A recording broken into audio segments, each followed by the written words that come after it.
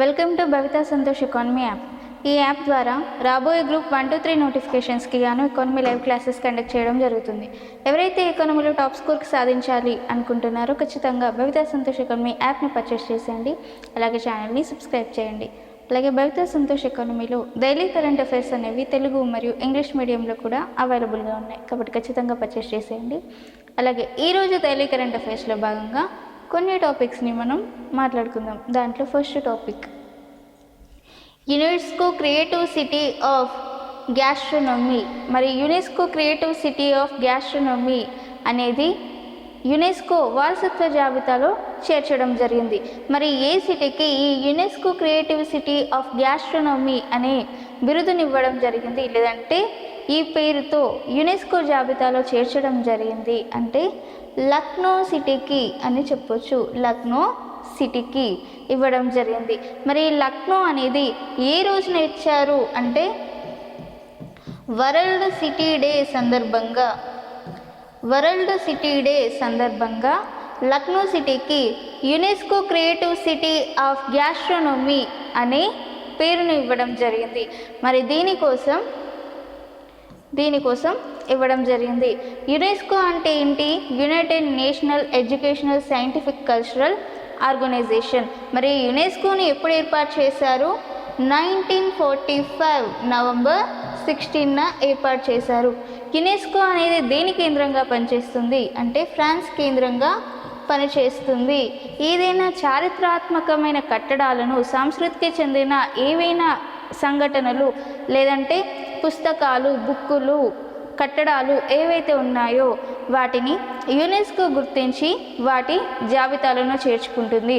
మరి ఆ జాబితాలలో భాగంగా లక్నోకి క్రియేటివ్ సిటీ ఆఫ్ గ్యాస్ట్రోనమీ అనే పేరుతో యునెస్కో తన వారసత్వ జాబితాలోకి లక్నో సిటీని చేర్చడం జరిగింది. So the UNESCO creative city of gastronomy is given to Lucknow city on the occasion of World City Day. So, and UNESCO was established in 1945 November 16. UNESCO worked or headquarters of UNESCO is France. Women's Cricket World Cup India 2025. ICC మహిళా cricket ప్రపంచ cup 2025. మరి ఈ ICC మహిళా cricket ప్రపంచ cup 2025కి సంబంధించి మనకి మొట్టమొదటిసారిగా మహిళా క్రికెట్ జట్టులు మనకి మొదటి ప్రపంచ కప్ని సాధించడం జరిగింది. మరి దీనిని ఈ మహిళా ఉమెన్స్ క్రికెట్ అనేది ఎన్నో ఎడిషన్ అంటే 13వ ఎడిషన్ అని చెప్పొచ్చు. మరి ఇందులో భాగంగా మన ఉమెన్స్ నుండి క్రికెట్లో దాదాపుగా మొట్టమొదటిసారిగా ఒక మహిళా క్రికెట్ జట్ అనేది కప్పు సాధించడం జరిగింది. మరి మహిళా క్రికెట్ వరల్డ్ కప్ ఇండియాకి ఎవరు ఆతిథ్యం ఇచ్చారు అంటే భారత్ మరియు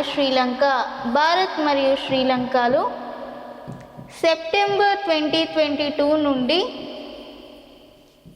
November 2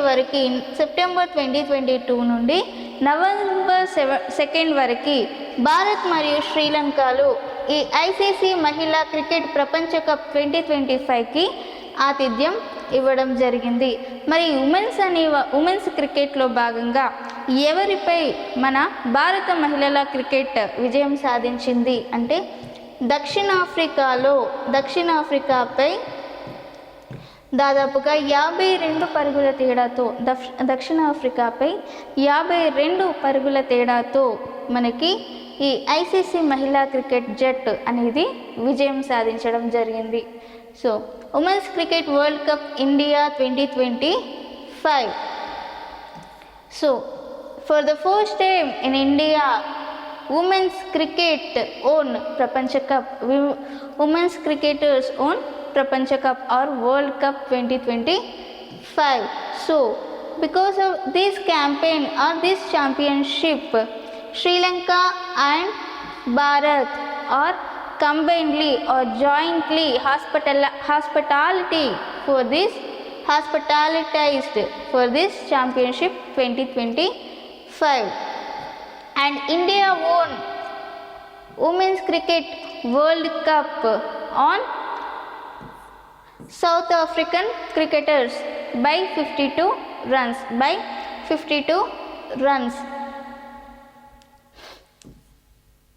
And this is about Women's Cricket World Cup India 2025.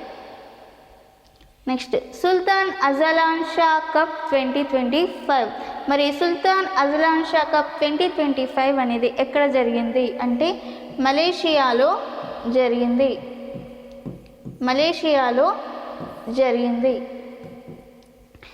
మరి కప్ అనేది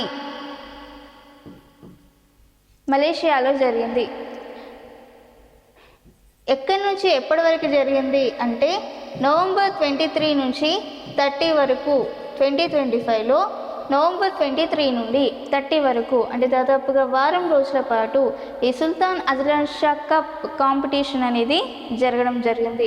మరి ఇందులో భాగంగా మనకి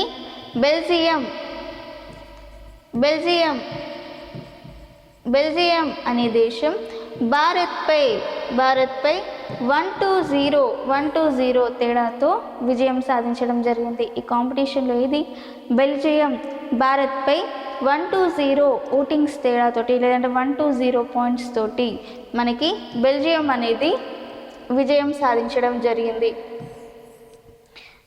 సో కాబట్టి ఈ కాంపిటీషన్లో బెల్జియం బంగారు పతకాన్ని సాధించింది. అలాగే భారత్ వెండి పతకాన్ని సాధించింది. అలాగే సాధించడం జరిగింది. So Sultan Azlan Shah Cup 2025. The Sultan Azlan Shah Cup 2025 was held in Malaysia in November 23 to 30. November 23 to 30. So in this competition Belgium own first place or Belgium own title on Bharat. Belgium own title or Belgium own cup on Bharat. So in this case Belgium own gold medal and India own silver medal. Krishna board కొత్త చైర్మన్గా yes Biswas. మనకి Krishna river management బోర్డ్కి కొత్త చైర్మన్ని నియమించడం జరిగింది. మరి ఎవరో కొత్త chairman అంటే ఎస్ బిశ్వాస్ని నియమించడం జరిగింది. మరి సిడబ్ల్యూసి సెంట్రల్ వాటర్ కమిషన్స్కి లేదంటే సెంట్రల్ వాటర్ కమిషన్స్కి సిడబ్ల్యూసికి ఎవరిని నియమించారు అని అంటే అనుపమ్ ప్రసాద్ని తదితర బాధ్యతలను సేకరించే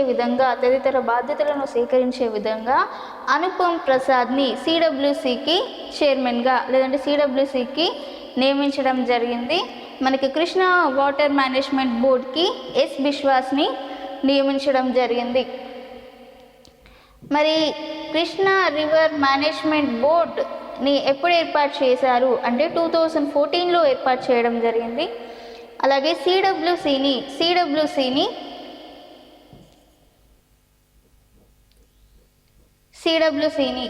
1945లో ఏర్పాటు చేయడం జరిగింది. అలాగే కేంద్ర జలశక్తిని మనకి 2019లో ఏర్పాటు చేయడం జరిగింది. So Krishna board S Biswas is appointed as Krishna River Management Board or S. Biswas is appointed as chairman to Krishna River Management Board and Anupam Prasad is appointed to CWC and Krishna River Management Board was established in 2014 and CWC was established in 1945 and Kendra or Central Jal Shakti was established in 2019. కైలాసగిరిపై గాజు వంతెన మరి ఎవరు నియమించారు లేదంటే ఎవరు దీన్ని ఏర్పాటు చేశారు అంటే దీన్ని విశాఖపట్నంలో ఎంపీగా పనిచేస్తున్న శ్రీ భరత్ ఈ కైలాసగిరిపై గాజు వంతెనని ఏర్పాటు చేయడం జరిగింది. ఈ గాజు వంతెన ఏదైతే ఉందో దాదాపుగా 1020 అడుగుల ఎత్తులో దీన్ని ఏర్పాటు చేశారు. అలాగే ఇది థిక్ గ్లాస్ ఏదైతే ఉందో దాన్ని 40 mm థిక్ లేయర్తో ఏర్పాటు చేయడం జరిగింది. 40 mm థిక్ లేయర్తో దీన్ని ఏర్పాటు చేయడం జరిగింది. మరి దీనికి ఈ గాజు వంతెన ఏర్పాటుకి ఎంత ఖర్చు అయింది అంటే 7 బిలియన్స్ ఖర్చు కావడం జరిగింది. ఇది పర్యాటకుల ప్లేస్ అని చెప్పవచ్చు. పర్యాటకులకి సంబంధించి ఖర్చు చేయడం జరిగింది. 10 నుండి 7 వరకు ఈ పర్యాటకులు దీనిపై ఎక్కి అంత వీక్షించవచ్చు. 10 నుంచి 7 అంటే మనకి ఎప్పుడైతే మార్నింగ్ టైంలో దీన్ని పర్యాటకులు వచ్చి 10కి ఓపెన్ చేస్తారు. ఈ కైలాసగిరిపై గాజు వంతెన ఏదైతే ఉందో దీన్ని 10కి ఓపెన్ చేస్తారు. 7 వరకు ఇందులో పర్యటించవచ్చు. దీనికి ఎంట్రీ ఫీజు వచ్చి 300 రూపీస్ వరకు ఎవరు వెళ్ళినా అంతే ఉండొచ్చు. సో ఇది కైలాసగిరిపై గాజు వంతెన. సో కైలాసగిరిపై గాజు వంతెన was established by Shri Bharat in Visakhapatnam. So this glass bridge was established or built. This glass bridge was built with the height of 1020 feet and the glass is conducting or the glass is organized or glass is built as 40 mm thick layer. Glass is built as 40 mm thick layer. So the value of this project or this value of this bridge is 7 billions and this is about or nothing. This is a tourist place. So it will open on morning 10 AM, closed on 7.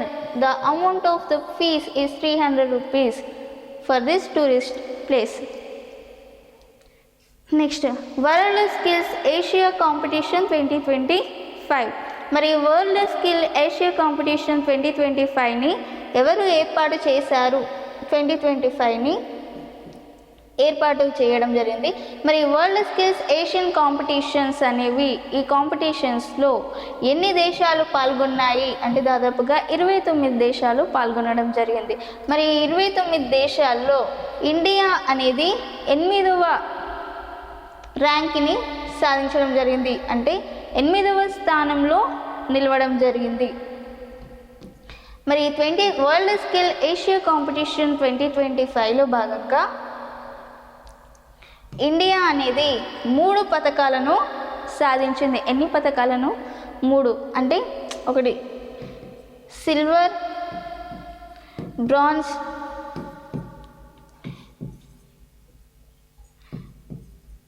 మెడిటైజేషన్ of excellence,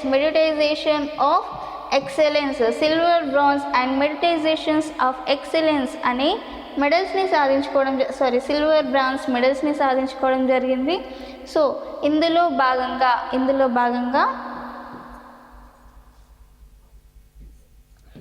WSA world skills Asia competition అనేది world skill Asia మీదుగా పనిచేస్తుంది. ఈ world skills Asia అనేది మొట్టమొదటిసారిగా 2018 మలేషియాలో కాంపిటీషన్ని Kuala Lumpur మలేషియాలో నిర్వహించింది. అంటే వరల్డ్ స్కిల్ ఏసియా కాంపిటీషన్ అనేది 2018లో మొట్టమొదటిసారిగా మలేషియాలో నిర్వహించడం జరిగింది. ఇప్పుడు నిర్వహించినప్పుడు 29 దేశాలు రావడం జరిగింది. దీంట్లో భారత్ అనేది 8వ స్థానంలో నిలిచింది. సిల్వర్, బ్రాంజ్ మెడల్స్ని సాధించుకోవడం జరిగింది. So world skills Asia competition 2025.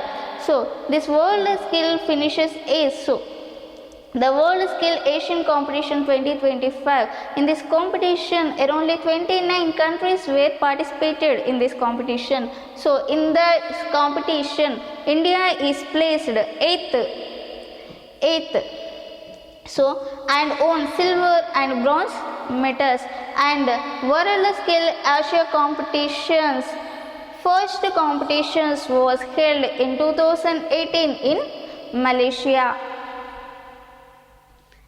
Next Italy player Nicola కన్నుమూత. ఇటలీ ప్లేయర్ నికోలా కన్నుమూత ఈయన ఈ విషయాన్ని ఇటలీకి చెందిన టెన్నిస్ ఫెడరేషన్ అధికారికంగా సమాచారాన్ని ఇవ్వడం జరిగింది. ఈయన దాదాపుగా 44 సింగిల్స్ టైటిల్స్ని కైవసం చేసుకున్న వ్యక్తి. 44 సింగిల్స్ టైటిల్స్ని గెలుచుకున్నాడు. అలాగే ఇటాలియన్ హాల్ ఆఫ్ ఫేమ్ అనే ఫేమ్ని సాధించుకున్న మొట్టమొదటి ఇటాలియన్ వ్యక్తి ఎవరు అంటే నికోలా అని చెప్పుకోవచ్చు. రీసెంట్గా ఈయన ఇటాలియన్ టెన్నిస్ ఫెడరేషన్ వారు ఇచ్చిన సమాచారం ప్రకారం రీసెంట్గా కన్నుమూయడం జరిగింది. So, Italy player Nicola recently passed away. This information is given by Tennis Hall of Fame. Italian Tennis Federation. This information is given by Italian Tennis Federation. So, his own 44 singles titles, and he is the only person who took the place on Italian Hall of Fame. He is the first person from Italian took place on Italian Hall of Fame. Next ఉన్నత విద్యా సంస్థలకు UGC సూచన. ఉన్నత విద్యా సంస్థలకు United grand commission ఈ national mission for మెంటరింగ్కి ఉన్నత విద్యా సంస్థల నుంచి ఉపాధ్యాయులని నామినేట్ చేయాలి అన్న ఉద్దేశంతో ఈ యూజీసీ సూచించడం జరిగింది. అంటే యూజీసీ ఏమని సిఫార్సు చేసింది అంటే నేషనల్ మిషన్ మానిటరింగ్కి ఉన్నత విద్యా సంస్థల నుండి ఉపాధ్యాయులని నామినేట్ చేయాలి అని చెప్పి సూచించడం జరిగింది. ఎందుకు సూచించింది అంటే ఈ నేషనల్ మిషన్ మానిటరింగ్ అనేది మనకి విద్యని అంటే బోధించే విద్యని నైపుణ్యాన్ని మరింత ప్రభావితం చేయడానికి అంటే మరింత పెంపొందించడానికి అంటే స్కిల్స్ని ఇంకా డెవలప్ చేసే ఉద్దేశంతో ప్రోత్సహించే అంటే పాఠాలు బోధించడం ఏదైతే ఉందో దాన్ని ఇంకా అభివృద్ధి చేయాలి అన్న ఉద్దేశంతో ఈ ఉన్నత విద్యా సంస్థలకి యూజీసీ సూచన ఇవ్వడం జరిగింది. మరి ఈ ఎన్ఎంఎం అనేది నేషనల్ ఎడ్యుకేషనల్ పాలసీ 2020ని ఆధారంగా చేసుకొని ఏర్పాటు చేయడం జరిగింది. సో నేషనల్ మిషన్ మానిటరింగ్ అనేది UGC guidelines for higher education institution to nominate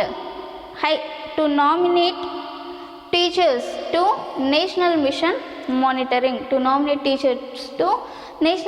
monitoring, So why? Because the national mission monitoring is used to develop skills and etc. in a teaching skills to teachers. So because of this reason UGC guidelines for higher education institution to nominate NMM teachers to NMM.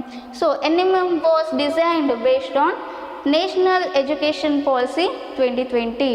And ఇది ఈరోజు daily current affairs. మీకు ఇలాంటి topics ఇంకా కావాలి అనుకుంటే ఖచ్చితంగా బైతే Santosh economy యాప్ని purchase చేసేయండి, అలాగే ఛానల్ని సబ్స్క్రైబ్ చేయండి.